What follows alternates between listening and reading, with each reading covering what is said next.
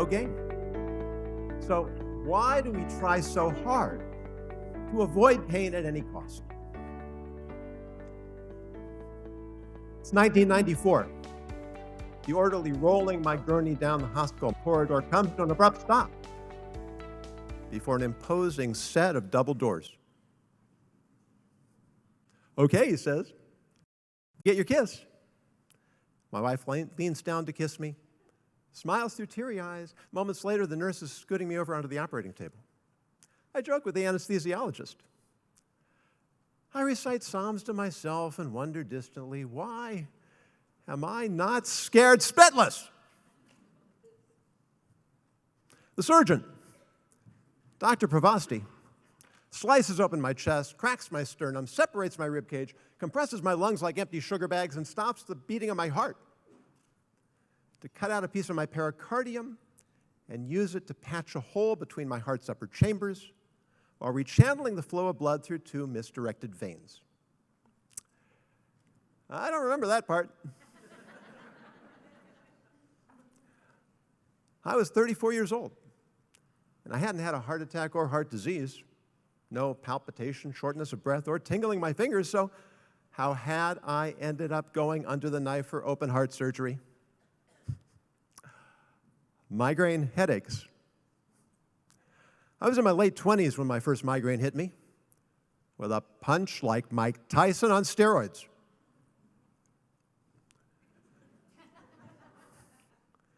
My migraines are called cluster headaches. Migraine experts, they have another name for them. They call them suicide headaches, and for good reason. If you suffer from conventional migraines, your cloud has a silver lining. You can lie down in a dark room and wait for the pain to pass. But lie down with a cluster headache, and the pain gets worse. You have to keep moving, sometimes for hours and hours until you're exhausted to the point of collapse. But you can't collapse because you can't bear the added pain.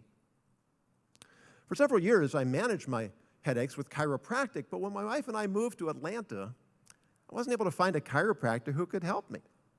I figured it was a waste of time going to an internist, but after watching me in agony for several weeks, my wife insisted.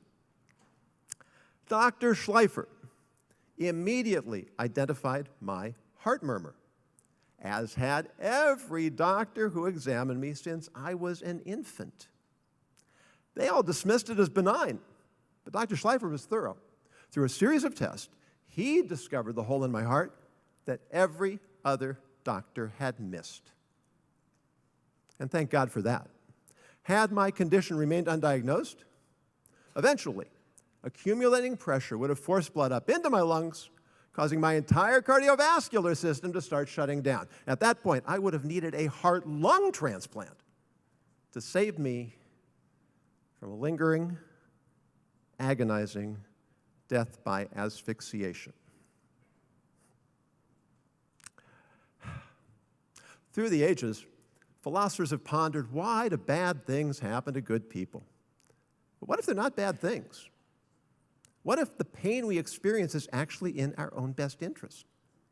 My migraines had nothing to do with my heart condition. But when I'm in the midst of a headache, contemplating the attractiveness of suicide, a soft, still voice whispers to me through my pain and says, Jonason, be grateful for your migraines. If not for them, your heart defect would likely have remained undetected, and you wouldn't be alive today.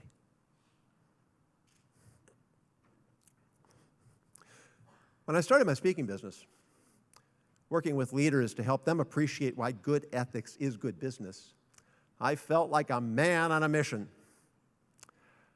But sometimes that mission feels like more of a fool's errand. Jewish philosophy teaches that the longest distance in the universe is from the head to the heart. We can know something 100% to be true, and yet it still has no impact on our behavior whatsoever. Why not?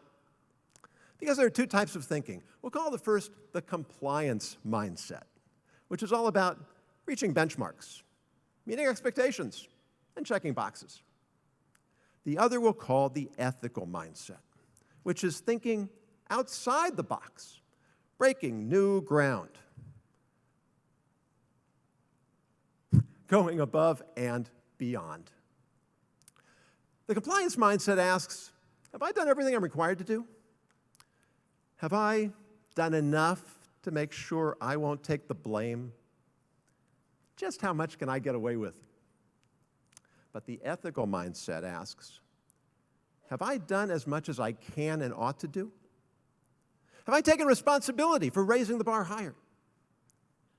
How can I help all of us move forward together? And the single most stubborn impediment to graduating from the compliance mindset to the ethical mindset is pain. It can be painful to question beliefs we've come to take for granted. It can cause anxiety to take initiative without first getting permission. It can threaten our egos and our sense of self to ask whether we've expected as much from ourselves as we should. But the cost of playing it safe can be a higher price than we can afford to pay. You're probably familiar with Jim Collins' business classic, Good to Great.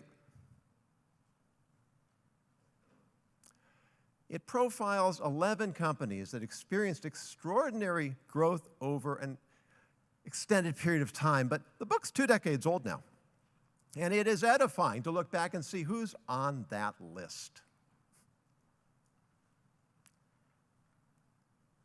Circuit City, out of business.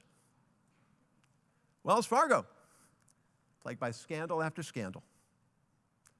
Fannie Mae, widely considered complicit in the 2008 financial meltdown.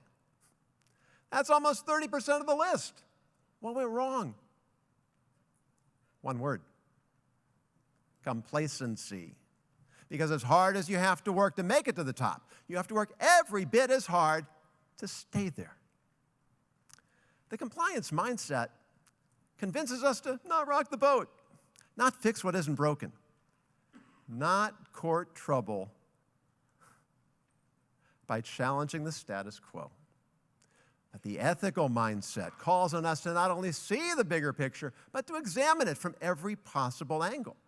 By doing so, you reject the tunnel vision that limits your perception and open yourself up to seeing a grander picture, one that is more illuminating and more inspiring than anything you might have imagined.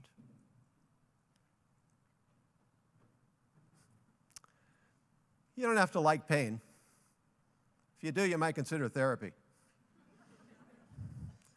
But whether it's pandemic or economic crisis, whether it's broken bones or a tortured mind or a tormented soul, when painful challenges arise, and they will, ask yourself, where might this pain be forcing me to look so I can discover what I desperately need to know?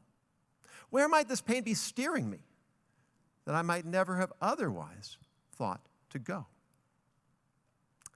That's the lesson I learned from the curious confluence of migraine headaches and cardiac surgery. Every one of those doctors who missed my heart murmur, who diagnosed it as benign, was 100% in compliance. But it was the one doctor who thought deeper, who imagined further, who looked beyond what was expected. It was Dr. Schleifer who saved my life. It's also Dr. Schleifer who taught me that what looks like the worst thing in the world might actually be providing you with the opportunity of your lifetime. Because even when the problem is all in your head, you still have to take it to heart.